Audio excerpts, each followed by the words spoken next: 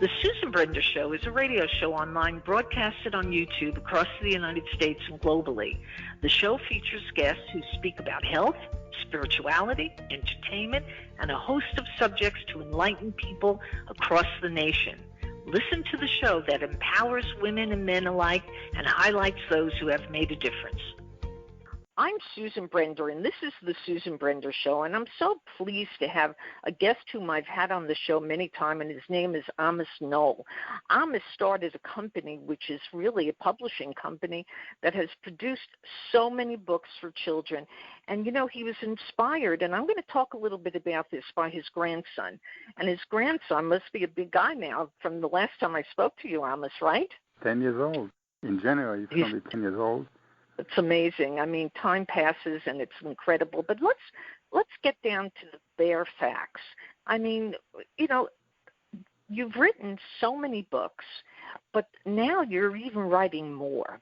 And I want you to tell the audience a little bit about some of the books that you really treasure, because, I mean, it's so hard to go through them, and for me to ask you questions about specific ones are not easy because you have so many great ones. So concentrate, if you will, and tell our audience what inspired you to write Mama, Why Am I Black? That's the last book, correct?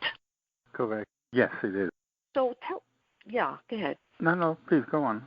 No, I'm just anxious. I mean, in this time where Black Lives Matter is such a prevalent thing going on in our country, and, you know, this is so befitting to that. So is that what inspired you to write, that people feel that there's systemic racism all over the country? Honestly, I don't think it's systemic. I think it's just individual people, because the average American, if you really think about it, he doesn't care if you're black, white, Jewish, Muslim, anything else, as long as you treat them the way you want to be treated and vice versa. Now, the book Mama, Why Am I Black basically is a story about a Jewish woman from Europe who marries a black guy from Ethiopia. They have a child.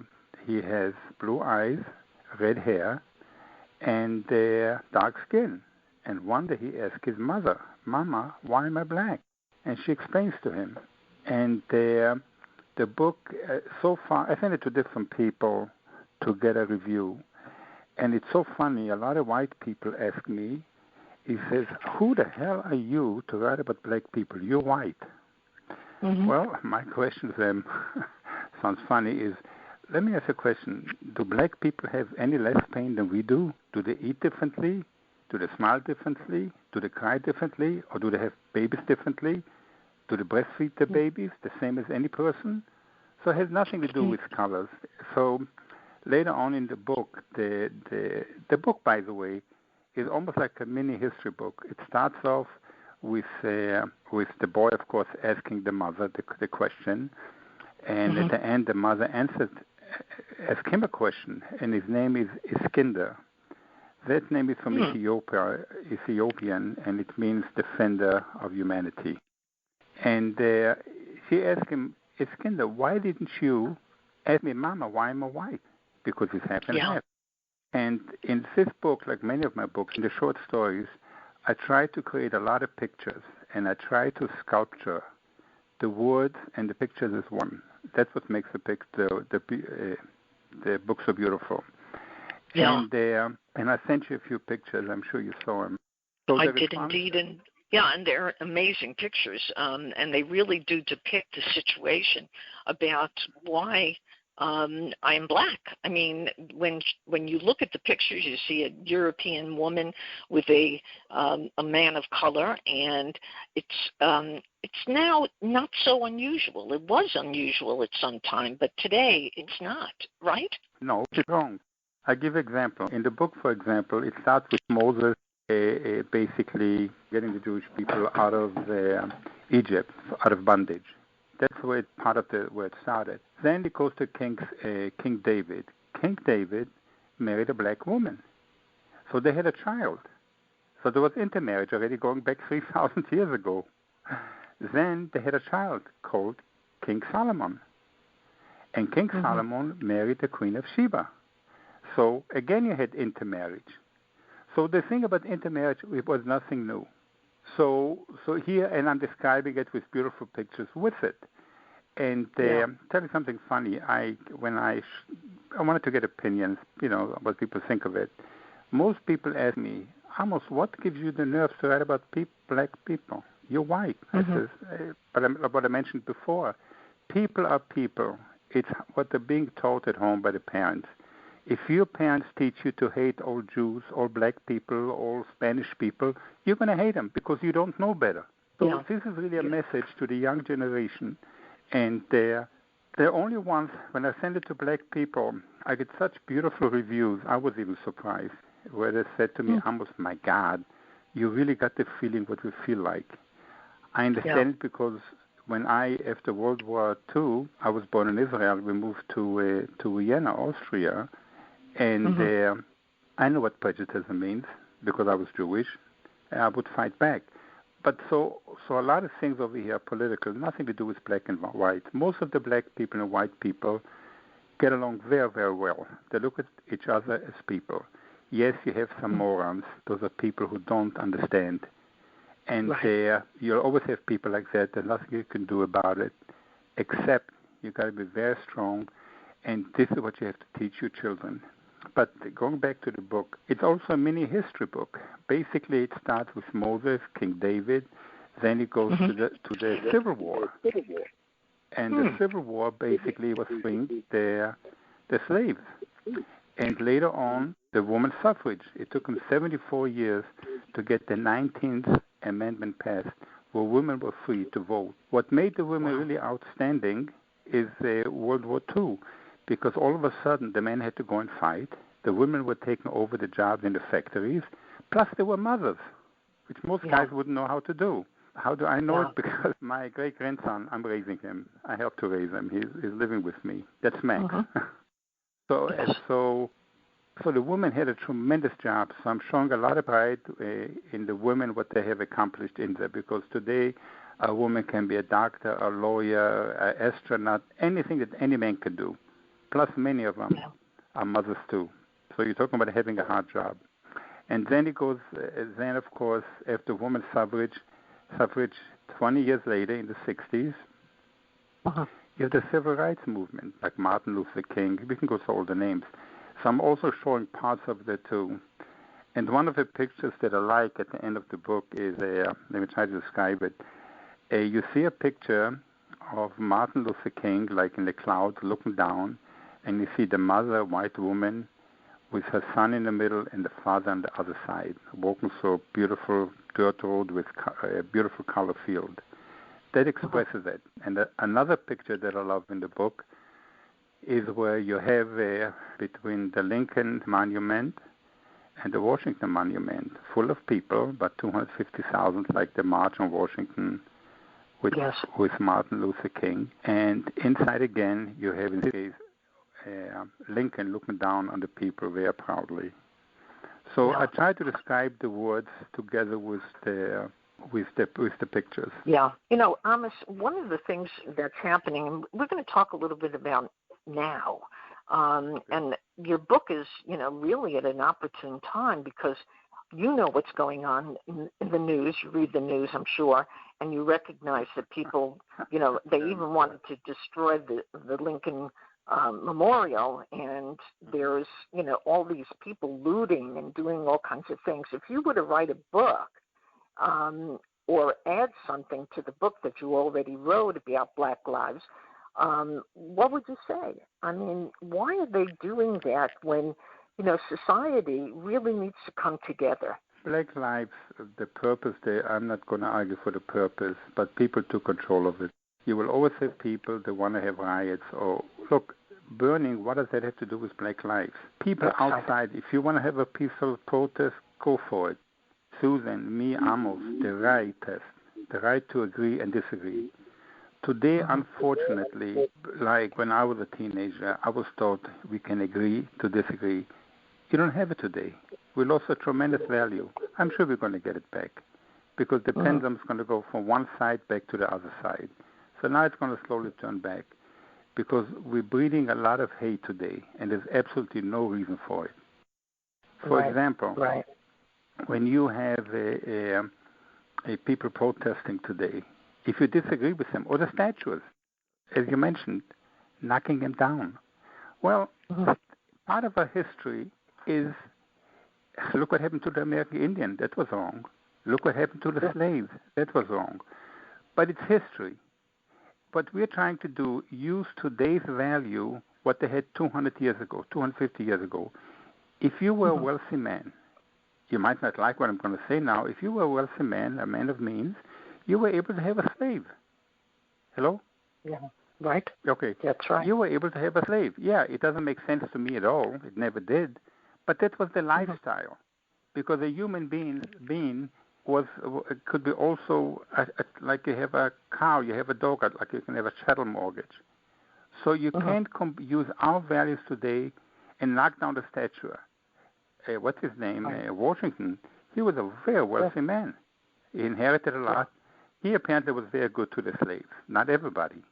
And if you look through history books, you had black people who had slaves, and they treated them like garbage. So there's much more to it. It's not just saying Black Lives Matters. I never understood it because for me, all life matters. I don't care if you're a man, you're a woman, what lifestyle. I might not like what you do, but who am I to argue with you? We were born the same way. We live the same way. We have the same pain. I know it sounds corny, but I really feel that way about it. No, you're actually making a very good point. You know, Amos, I'll tell you something. The other day, I was watching or listening, I'm not sure which one it was, and one of the people who's running for office here in Florida, I believe it's the Congress, said, we are at war. Now, when you hear something like that, what does it make you feel? What does it represent to you that somebody who is a black woman running for office says we are at war? You come from Israel. War is inevitable in Israel. But here, we are at war? How do you respond to that? When a lot of black people don't realize it. It's not like when you're black, you gotta vote Democratic. People, black or any color, have the same minds that we have. The American black community is getting smart. Because they're a Democratic Party. Forget about if they're right or wrong, if I agree or disagree. Hey, you owe it to us. You owe it to us. The truth of the matter is the Democratic Party in the 60s is not the same Democratic Party today. Not at all. I look at things, I look at the bottom line. What have the Democrats done the last 15 years, 20 years for the black community? What have they done really to help them? The point of the matter is you have to look at the results that a person does. I lost more friends because I opened my mouth and I said, no, I disagree with you. What do you mean you disagree with me? I disagree with you. And I came to a point, I really don't care if they like me or not. If you don't like me, don't talk to me. Disconnect me from your Facebook. But I'm going to say what's on my mind. And you know something? Most people, they like it. So there you go. Right. And but when you say all the things, it's like agitating the people. All of a sudden, hey, everything black. Black was always black, okay? And the government, our government, can only pass laws against discrimination. Martin Luther King, the women's suffrage, and all the different things that happen, even going up to today. That's a fight we got to have because you'll always have ignorant, stupid, whatever word you want to call them, people that they don't understand it, no matter what you're going to tell them. They believe that all Jewish people. I remember in the 70s, I was a developer for almost 40 years and builder. I came to Michigan. One day a woman walks in, and she asked me what kind of an accent I have. I said, well, I was born in Israel. That's my Hebrew accent. When I was 5, I moved to Austria. That's my German accent. And when I was 10, I moved to Brooklyn, New York. So I have a Hebrew, German, Brooklyn, Jewish accent. And she looked at me like shocked. She says, are you Arab? You're not Jewish, are you? I says, yes, I am. She says, well, I always thought Jewish people had big bellies, big noses, and bald-headed. I just started to laugh. I mean, I said, how ignorant. And this is what kids learn today about black people. Black people are ignorant. It's so stupid. And the government has passed laws, but the laws don't mean anything unless the parents teach them, the schools teach them, the churches, the synagogues. it still has to be enforced by the parents. Not saying that black trash, that white trash, or those Hispanic. Now, in my family, I happen to have black, gays, lesbians, everything in the book. And you know something? I look at them as people. I don't look at any other way. But some people, and I'm going to use the word, in the book I use the word ignorant. And ignorant are people think they have all the answers, and they don't. That's true.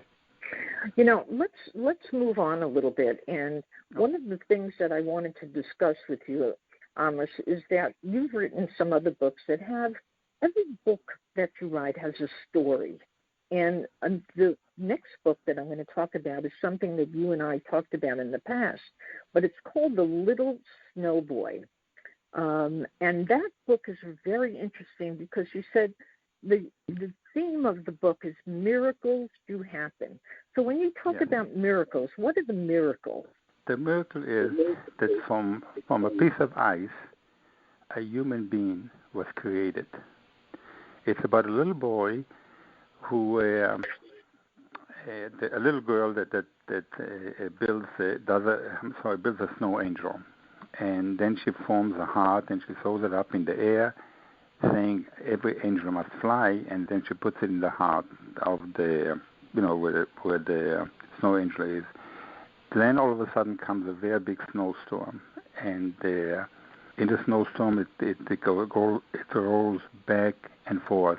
It becomes a big snowball, and it leans against the house. Inside the house there's a family, a mother, father, and again it's an intermarriage. Because if you look at the decoration, it's Christmas and Hanukkah, like menorahs and Christmas trees. And all of a sudden they hear a knock on the door. The daughter says, "Mom, look, there's a little boy outside." And they all get up, and the boy comes to. It's basically made out of ice. And it's the whole involvement where he goes in and he saves the whole family, not his family, from a car accident. He sacrifices his life. He's willing to do whatever it takes. And the doctor says to the parents, "I'm sorry, nothing we can do for your son." The father says, "It was Christmas Eve and Hanukkah. They were in 2/17. They came the same night." And the father says, "I do believe in miracle." The doctor says, I don't want to hurt you, but he's dead. He's ice cold. And then he says, "Give him some blood." And the doctor tries to give him blood. It was hard to penetrate the ice. But finally he breaks through, and some runs outside. And slowly the boy became a real boy. And that was the miracle. And even though the doctor didn't believe it, for some miracle he wanted to please the father. He knew it was a waste of time. And the miracle happened. He was alive. And the next morning, the daughter, the father and mother walk into the room, and they said, "We have a real miracle. The boy is alive." So it's if you read the story, it's really beautiful. The problem I had was that I had some copies printed up, and I didn't review it before it was printed. There were some paragraphs left off. So what I'm going to do now with a lot of those books, I'm going to put them on Amazon and different platforms. I just hired a company that's going to do all the marketing and promotion and all the different. All I can tell you is all my books, when people read them, they love them because they're all related to something everybody feels in life. There you go. So what you're telling. Yeah. So what you're telling the audience essentially is that if they read the book themselves or they read it to their children, there's a message in everything that you do. And a message is a very important thing, particularly now where we have this pandemic where children cannot go to school. So if they had a special book to read, like the ones we're talking about, it would teach them history, it would give them a sense of people, prejudice. It would talk about prejudice. It would talk about judging people, about obesity. I mean, I could go down the list, and that brings me to the Chubby Conqueror, because in the Chubby Conqueror you talk about obesity, and obesity is one of the most horrible things, and in fact it has a relationship with the virus, because people who are obese seem to be the ones that are really affected by it. So what is the biggest message that you want to leave with our audience? In the book, for example, the Chubby Conqueror, which we're working on a movie right now, that we've been working for a while. I also run the Children's Obesity Foundation, which is a non-profit 501c3 organization, and that's to fight the obesity organization. And I'm giving the message out there that the story is basically a little boy looks at his parents, they're overweight, obese.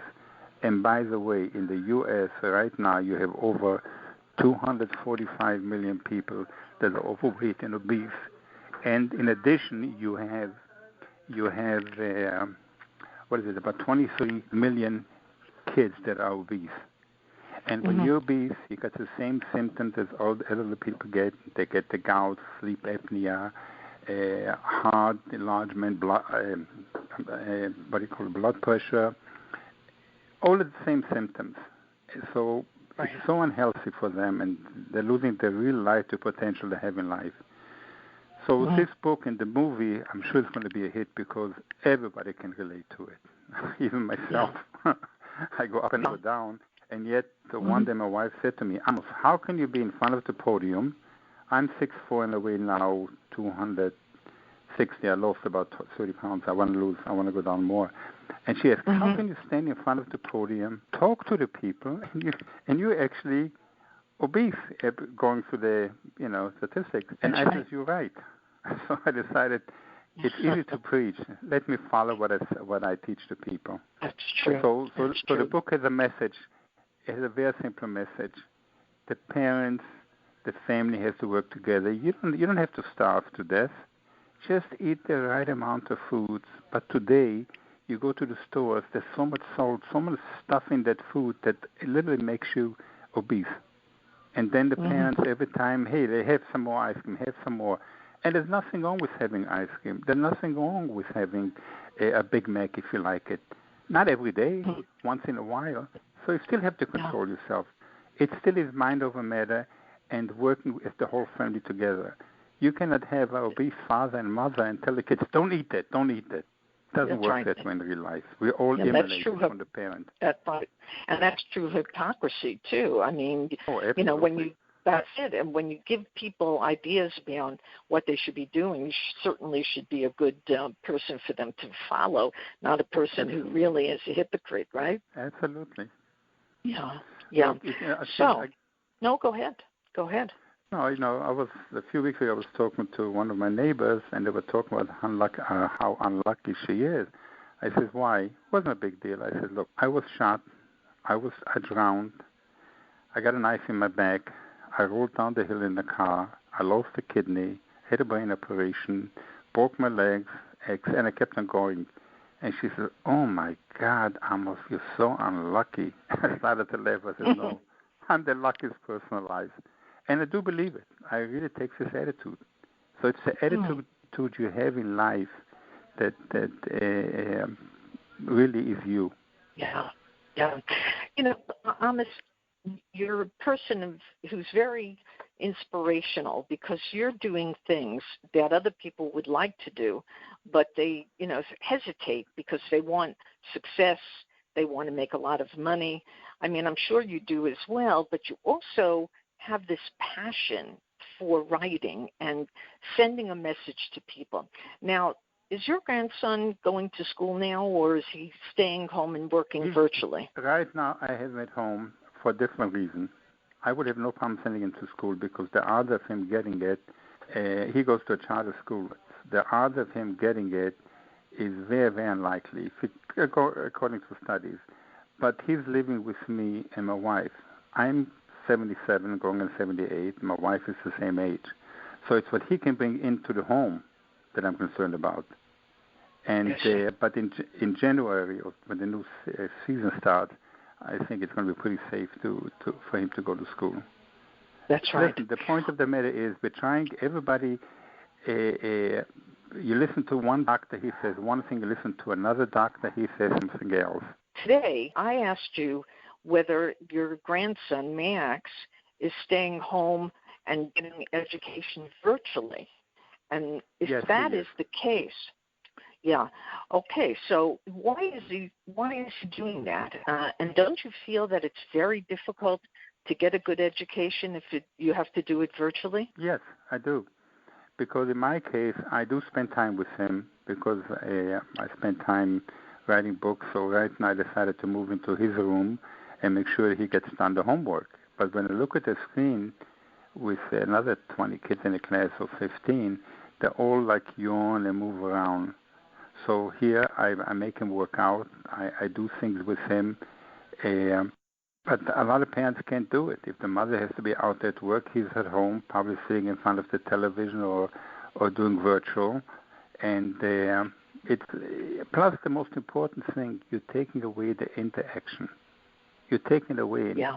And part of education is you've got to be able to mix with people. And it's just like you see in the news, oh my God, 6 million people, have the virus. The question is, how many people are dying from it today? How many beds are used today? Plus, you're helping the children to build their immune system. You're taking it away from them. So whatever we do, there's no win situation because you listen to one doctor, they give you advice. You listen to another doctor, they give you, no. We all agree on wearing masks and that type of items. But a lot of things, I would have no problems going outside. When I go outside and I work out, I don't wear a mask. When I walk into a store, I wear a mask. I wash my hands. When Max comes home, automatically he goes into the takes off his shoes and goes and washes his hands. And it's just like when I walk into the car, I put in the seatbelt. I forgot that I put it on. I do it so automatically. So does he. Yeah. So the parents or whoever the guardian is has to teach the kids every day until it becomes automatically. And some people will get it. Most will survive. Just look at the statistics. Not that I'm going by that, okay? You owe it to the kids to help them build up our immune system too. That's right. Yeah. Well, with that said, my guest today has been Amos Knoll, who's the publisher of a variety of amazing books, teaching children and giving children a message, which is very important. And Amos, if they want to get in touch with you or if they want to buy your book, how do they do that? Or even your foundation. Let's let our audience know a little bit about that. The foundation is the Children's Obesity Foundation, or www.obesitystops.org, and they can go into our website too. And the publishing company is Knoll, Knoll Publishing, or www.knollpublishing.com. And they can buy the books. I give examples. But right now, one of the books, The Flowers That Couldn't Talk, it's about a handicapped boy who overcame his deficiencies. And I sold out. We have to get new ones printed. The book, Max and the Red-Headed Dragon, I'm getting it. I got 500 books left. I have to get a bunch printed. But right now what I'm doing is I'm going to put everything that you can have print on demand because there's no way I can get them out for Christmas now.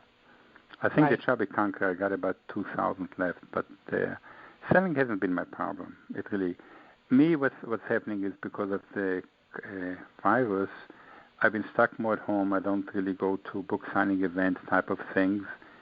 And so in that sense, it hurt me. And, of course, financially it hurts you, too, because you're out there producing it. And you still have to lay out the money to pay for the for the printing. That doesn't come for nothing. So in my case, we're doing everything. Well. Did I answer the question? You certainly did. And I hope that people, they get a hold of your books because, as I said, today children are home doing things virtually, and if they had an opportunity to read some of your books, they'd learn history and they would learn all kinds of issues that are so important for people to know, particularly kids. So with that said, again, I want to thank you, Amos Knoll, for being on the Susan Brender Show. It's been a pleasure. My pleasure. Thank you, Susan. You have a wonderful day.